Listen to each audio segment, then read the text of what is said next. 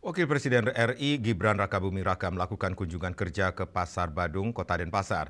Kunjungan ini dalam rangka memantau harga kebutuhan pokok dan memastikan ketersediaan kebutuhan pokok untuk masyarakat.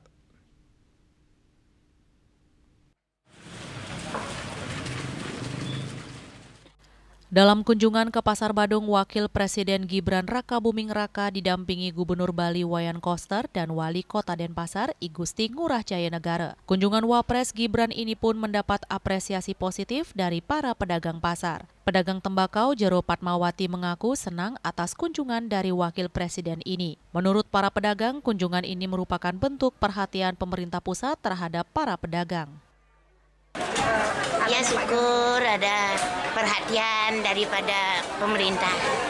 Ada semangat lagi berjuang. Ya mudah-mudahan. Ya. Tadi Pak Gibran nanya apa aja, Bu? Nanya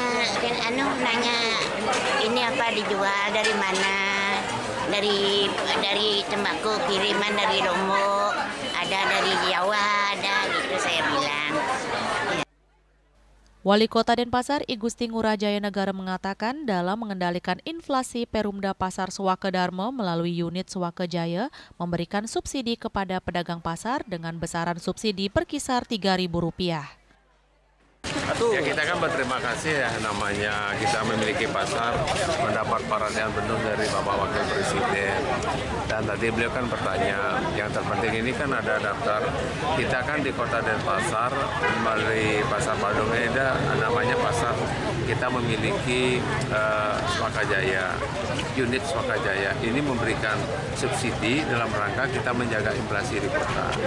Tapi yang diberikan subsidi itu kayak tadi itu misalkan kita kan ada beri subsidi 3.000, penurunan harga di beberapa pos. Artinya di samping kita menjaga inflasi, kita juga memberikan sedikit dukungan kepada para pedagang. Itu sih yang dilakukan.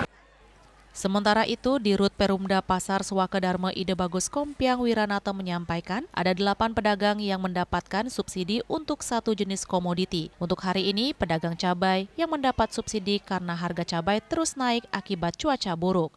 Ari Wiratmaja, Bali TV.